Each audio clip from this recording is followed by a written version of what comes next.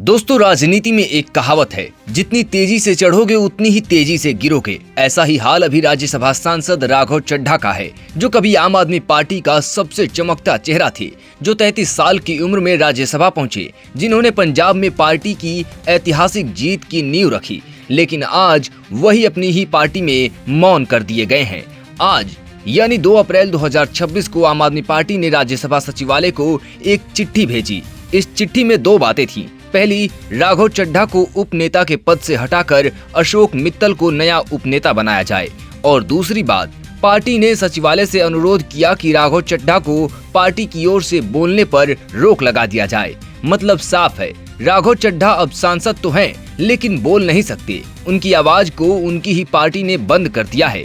आज के इस वीडियो में हम गहराई से समझेंगे कि आखिर ऐसा क्या हुआ जिसने राघव चड्ढा को इस हालत में पहुंचा दिया।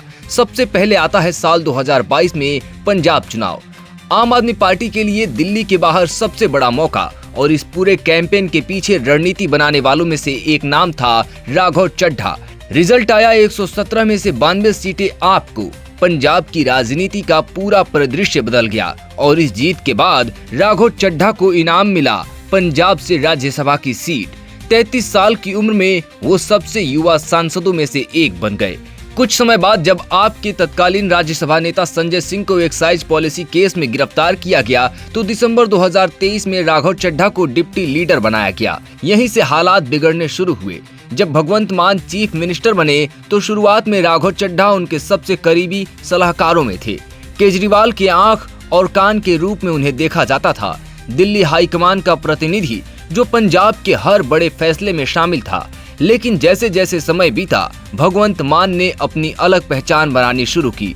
पंजाब के स्थानीय आप नेताओं में एक भावना बढ़ने लगी, ये दिल्ली वाले हमें क्या बताएंगे कि पंजाब में क्या होना चाहिए।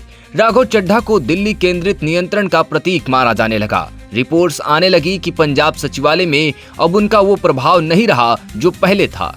भगवंत मान सरकार ने साफ कर दिया कि पंजाब यूनिट अपने फैसले खुद लेगी। ये पहला बड़ा बदलाव था। राघव चड्ढा का क्षेत्रीय आधार कमजोर हो रहा था। फिर आता है साल 2024। मार्च 2024 में अरविंद केजरीवाल को ईडी ने गिरफ्तार किया। पूरी पार्टी सड़कों पर थी, विरोध प्रदर्शन हो रहे थे, प्रेस कॉन्फ्रेंस हो रही थी, और हर आप नेता अपने तरीके से आवाज उठा रहा था। लेकिन राघव चड्ढा थे यूके में।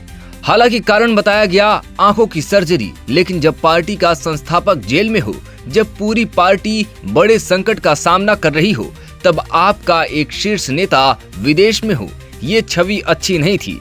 पार्टी कार्यकर्ताओं में बातें शुरू हुई, चड्ढा साहब तो आराम से रहना चाहते हैं। फिर आता है साल 2025। फरवरी 2025 में दिल्ली विधानसभा चुनाव हुए, और आपको एक बुरी हार मिली।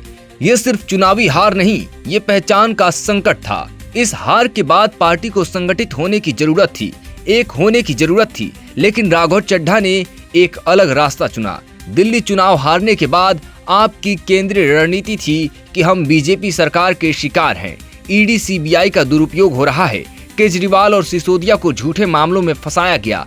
ये पार्टी का सामूहिक नैरेटिव था। लेकिन राघव चड्ढा 2026 के बजट सत्र में क्या कर रहे थे? वे पूरी तरह से अलग मुद्दे उठा रहे थे। पितृत्व अवकाश, हवाई अड्डे के खाने की कीमतें, गीग वर्कर्स, भ्रामक मार्केटिंग, टेलीकॉम और बैंकिंग। अब ये सब लोकप्रिय मुद्दे हैं। मध्यम वर्ग को ये सब जुड़ा हुआ लगता है। सोशल मीडिया पर चड्ढा को अपकमिंग पीएम का टैग मिलने लगा। लेकिन पार्टी नेतृत्व इसे एक पीआर स्टंट की तरह देख रहा था। राघव चड्ढा अपना व्यक्तिगत ब्रांड बना रहे थे। जब पार्टी कानूनी लड़ाइयां लड़ रही है, अपना पक्ष मजबूत कर रही है, तब राघव चड्ढा हवाई अड्डे की चाय के दाम पर चर्चा कर रहे थे। अब आते हैं उस घटना पर जो शायद सबसे अहम वजह रही। 26 फरवरी 2026 को कोर्ट ने अरविंद केजरीवाल, मनीष सिसोदिया और कई अन्य आप नेताओं को एक्साइज पॉलिसी केस में बरी कर दिया। जिस केस में महीनों जेल हुई थी, जिस केस को बीजेपी ने आप के खिलाफ सबसे बड़े हथियार की तरह इस्तेमाल किया था, उस केस से राहत मिल गई। और राघव चड्ढा पूरी तरह से खामोश, कोई प्रतिक्रिया नहीं दी। कई राजनीतिक विशेषज्ञों का मानना था कि राघव चड्ढा खुद को पार्टी के कानूनी मामलों से अलग रखना चाहते हैं। जब केस चल रहा था तो दूरी बनाए रखी, अब राहत मिली तो भी जश्न नहीं मनाया। और फिर आया एक और मामला जिसने बात और बिगाड़ दी। 12 मार्च 2026 विपक्षी गठबंधन ने मुख्य चुनाव आयुक्त के खिलाफ महाअभियोग प्रस्ताव तैयार किया। ये आपके लिए प्राथमिकता थी। पार्टी ने सभी सांसदों से हस्ताक्षर लेने की योजना बनाई। रिपोर्ट के मुताबिक राघव चड्ढा ने हस्ताक्षर करने से इनकार कर दिया। अब ये सीधे तौर पर पार्टी व्हिप का उल्लंघन था, विपक्ष की एकता का मुद्दा था और राघव चड्ढा ने अपने फैसले को पार्टी के फैसले से ऊपर रखा। इसके बाद पार्टी नेतृत्व के लिए साफ हो गया, ये सिर्फ खामोशी नहीं है, ये दूरी बनाने की कोशिश है। आपने आने वाले राज्य चुनावों के लिए स्टार प्रचारकों की सूची जारी की। इस सूची में वो सभी नाम थे जो पार्टी के चुनावी चेहरे होंगे। इसमें राघव चड्ढा का नाम नहीं था।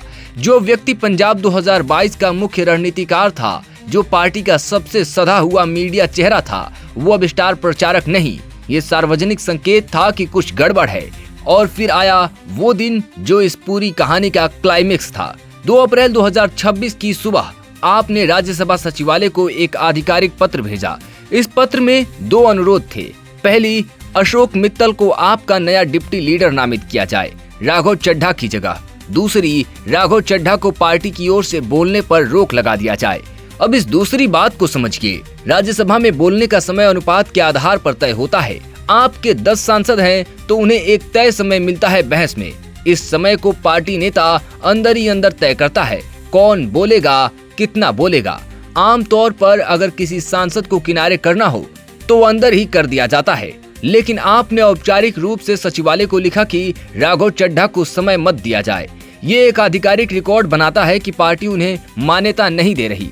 मतलब राघव चड्ढा राज्यसभा सांसद तो हैं, लेकिन प्रभावी रूप से चुप कर दिए गए हैं। वो सदन में बैठ सकते हैं लेकिन अपने विचार नहीं रख सकते। अब सबसे दिलचस्प सवाल, आगे क्या?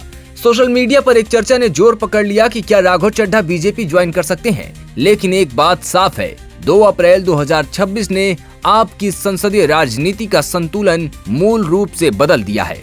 जो व्यक्ति कभी पार्टी की सबसे बड़ी जीत का मुख्य रणनीतिकार था, आज वो अपनी ही पार्टी में बिना आवाज के बैठा है।